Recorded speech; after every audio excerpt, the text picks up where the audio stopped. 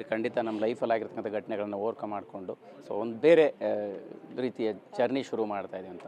So ಸದ್ಯಕ್ಕೀಗ ಇನ್ನೇನು big boss 12 ಕೂಡ ಬರ್ತಾ ಇದೆ, ಅದ್ರ ಬಗ್ಗೆ ನಿಮ್ಮ ಒಪಿನಿಯನ್ ಏನು? ಸೊ ಸುದೀಪ್ ಸರ್ ಎಲ್ಲ ಒಂದು ಕಡೆ ಇನ್ ಬಿಟ್ವೀನ್ ಹೇಳಿದ್ರು, ಅಂದರೆ ನಾನು ಮಾಡಲ್ಲ ಅನ್ನೋಂಥದ್ದು, ಅವ್ರನ್ನ ಬಿಟ್ಟಿದ್ರೆ ಯಾರನ್ನ ಇಮ್ಯಾಜಿನ್ ಮಾಡ್ಕೊಂಡಿದ್ರಿ? ಈ 12 ಬರ್ತಾ ಇದೆ, ನಿಮ್ಮ ನಿರೀಕ್ಷೆಗಳೇನು? ಕಂಟೆಸ್ಟೆಂಟ್ಸ್ಗಳೆಲ್ಲ ಹೇಗಿರ್ಬೋದು ಅಂತ ಅನ್ನಿಸ್ತಿದೆ ಅಂತ? ಖಂಡಿತ ನಾನು ಸುದೀಪ್ ಸರ್ ಬಿಟ್ಟು ಇನ್ಯಾರನ್ನೂ ಅಲ್ಲಿ ಇಮ್ಯಾಜಿನ್ ಕೂಡ ಮಾಡ್ಕೊಳ್ಳೋಕ್ಕೆ ಸಾಧ್ಯನೇ ಇಲ್ಲ. ನಾನು ಇಮ್ಯಾಜಿನ್ ಕೂಡ ಮಾಡ್ಕೊಳ್ಳಿಲ್ಲ.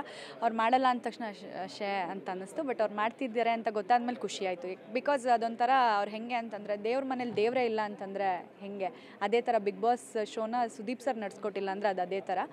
ಸೊ ಸುದೀಪ್ ಸರ್ ಹೋಸ್ಟ್ ಮಾಡೋಕ್ಕೆ ಒಪ್ಕೊಂಡಿರೋದು ತುಂಬ ಖುಷಿ ಇದೆ.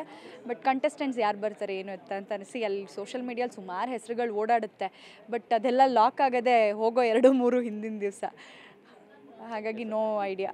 ನಿಮಗೆ ಯಾರು ಪರಿಚಯ ಇರೋಂಥವ್ರು ಒಳಗೆ ಹೋಗುವಂಥ ಸಾಧ್ಯತೆಗಳು, ನಿರೀಕ್ಷೆಗಳು? ಸರಿ ಹೋಗಲಿ, ನಾನು ಹೋಗಬೇಕು ಅಂತ ಯಾರು ಕೇಳ್ಕೊಂಡಿರೋರು ಇದ್ದಾರಾ ನೀವೆಲ್ಲ ಹೋಗಿ ಬಂದಮೇಲೆ? ಇಲ್ಲ ಸರ್, ನನ್ನ ಹತ್ರ ಯಾರು ಅದ್ರ ಬಗ್ಗೆ ಕೇಳೂ ಇಲ್ಲ. ಅಂದರೆ ಈ ಥರ ನಮ್ಮನ್ನು ರೆಫರ್ ಮಾಡಿ ಅಂತಲೂ ಯಾರೂ ಹೇಳಿಲ್ಲ. ಫೈನಲಿ ಸಿನಿಮಾ ಮುಖಾಂತರ ಬರ್ತಾ ಇದ್ದೀರಿ, ಏನು ಹೇಳೋಕ್ಕೆ ಇಷ್ಟಪಡ್ತೀರಿ? ಫೈನಲಿ ನನ್ನ ಮೊದಲನೇ ಸಿನಿಮಾ ರಿಲೀಸ್ ಆಗ್ತಾ ಇದೆ. ಪ್ಲೀಸ್ ಈ ಹಿಂದೆ ಹೇಗೆ ನನಗೆ ಸಪೋರ್ಟ್ ಮಾಡಿದ್ದೀರಾ ಅದೇ ರೀತಿ ಈ ಸಿನಿಮಾಗೂ ಸಪೋರ್ಟ್ ಮಾಡಿ ಅಂತ ಹೇಳೋದಕ್ಕೆ ಇಷ್ಟಪಡ್ತೀನಿ. ಇದೊಂದು ಒಳ್ಳೆ ಫ್ಯಾಮಿಲಿ ಎಂಟರ್ಟೈನರ್ ಸಿನಿಮಾ ಇದು.